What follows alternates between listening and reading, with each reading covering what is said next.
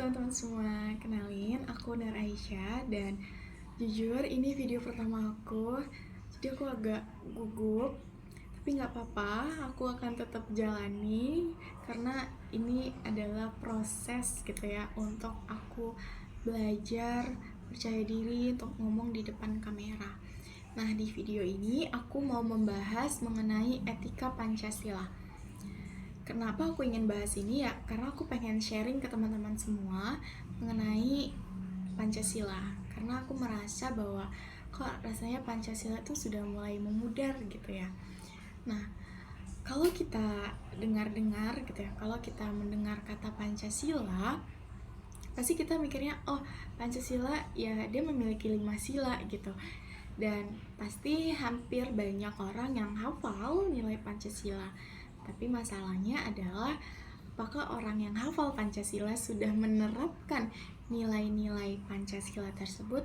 Nah, inilah yang terjadi saat ini. Banyak orang yang hafal Pancasila ya, tapi mereka belum bisa mengimplementasikan atau menerapkan nilai-nilai tersebut. Kalau kita lihat ya di Indonesia beberapa tahun terakhir, tanda-tanda pudarnya Pancasila itu mulai muncul. Contohnya nih, perbedaan pendapat di saat pemilu. Bingung gitu, kenapa harus berdebat hanya karena perbedaan pendapat atas pilihan yang mereka pilih. Hal yang seharusnya bisa saling menghargai perbedaan pendapat itu justru menjadi sebuah konflik. Yang kedua, masih banyak kasus-kasus perundungan, masih banyak kasus intoleransi, dan yang lainnya. Ini menandakan bahwa, ya seperti saya bilang tadi, seperti aku bilang tadi gitu, bahwa tanda pudarnya Pancasila itu nyata. Dan di sini aku akan membahas satu persatu isi-isi dari sila Pancasila. Yang pertama itu ada sila 1, yaitu sila ketuhanan yang Maha Esa. Pancasila mengajarkan kita untuk saling menghargai dan menghormati keyakinan orang lain.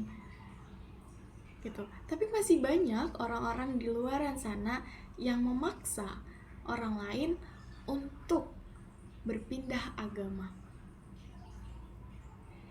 Gini, sila pertama saja yaitu untuk kita menghargai perbedaan keyakinan.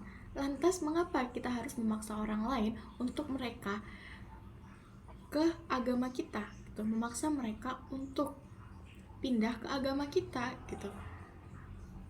Bukan hanya itu, tapi kayak pembangunan tempat ibadah. Saat mereka ingin membangun tempat ibadah dan ada yang tidak menyukainya, ini kan berarti mereka tidak menghargai gitu.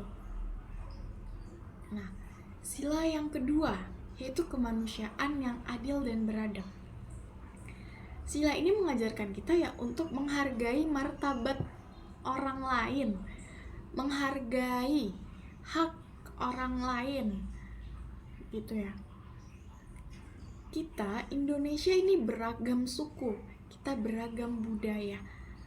Lalu mengapa banyak orang yang tidak menghargai hal tersebut gitu?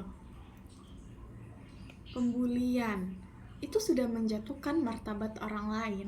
Ini sudah termasuk dalam pudarnya Pancasila. Kenapa? Karena mereka tidak menerapkan etika tersebut gitu. Dan sila ketiga, Persatuan Indonesia. Persatuan Indonesia berarti kita satu, mementingkan kepentingan bersama, bukan kepentingan pribadi kita gitu. Dan bersatu gitu. Dimana ya seperti tadi, hampir kayak sila kedua, kita itu lagi beragam gitu ya. Kita beragam, kita banyak sukunya, banyak rasnya. Yang seharusnya itu bersatu, bukan malah terpecah belah hanya karena sebuah perbedaan gitu.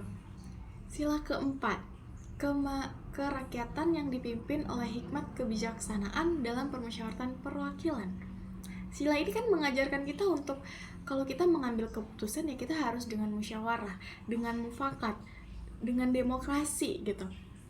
Lantas, mengapa saat kita berpendapat, berkritik, justru ada orang yang tidak menerima pendapat dan kritik tersebut? Gitu. Tapi buat orang yang memberikan pendapat juga harus memberikan pendapatnya itu dengan etika yang baik. Gitu. Jadi bukan dengan cara yang menghina atau yang sungguh kejam gitu ya. Maksudnya ya kita berpendapat dengan etika yang baik gitu, yang mana pendapat kita ya harus bisa kita pertanggungjawabkan. Dan kalau kita memberikan pendapat yang baik ya maka orang yang dikritik juga harus bisa menerima gitu. Yang kelima itu sila keadilan sosial bagi seluruh rakyat Indonesia. Tapi saya merasa masih banyak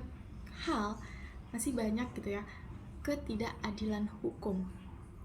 Orang yang rendah, orang yang mungkin miskin, ekonominya nggak setara gitu ya, ekonominya rendah, kenapa bisa diberi hukuman ya sesuai hukum gitu, sesuai aturan hukum, tetapi orang yang memiliki kekuasaan justru hukumannya bisa direndah-rendahin gitu, bisa yang seharusnya sekian tahun tiba-tiba jadi ya begitulah. Nah, di mana keadilannya gitu?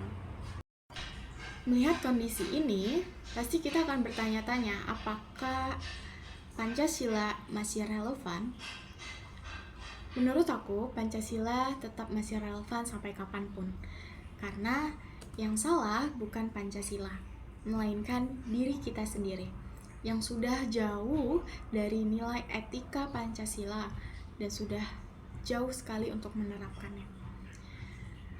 Tapi kita bisa menghidupkan kembali etika Pancasila, yaitu dengan menerapkan dan menanamkan nilai Pancasila tersebut dalam diri kita, yaitu dengan cara mencintai Pancasila dan menerapkan implementasi nilai-nilai tersebut.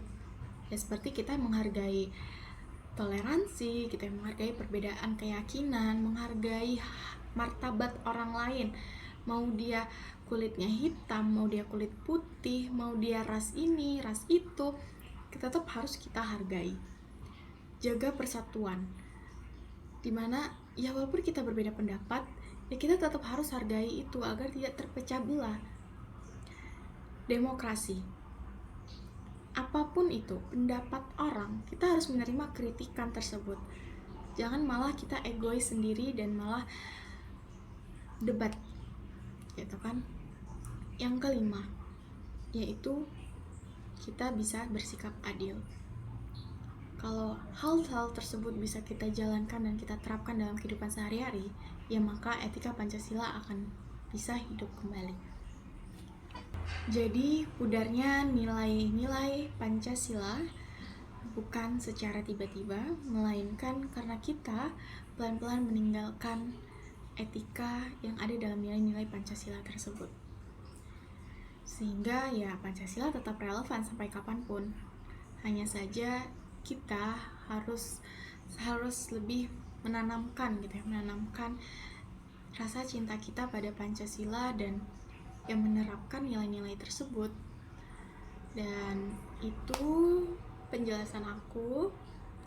Mungkin buat teman-teman yang pengen memberikan pendapat mengenai materi ini bisa komen.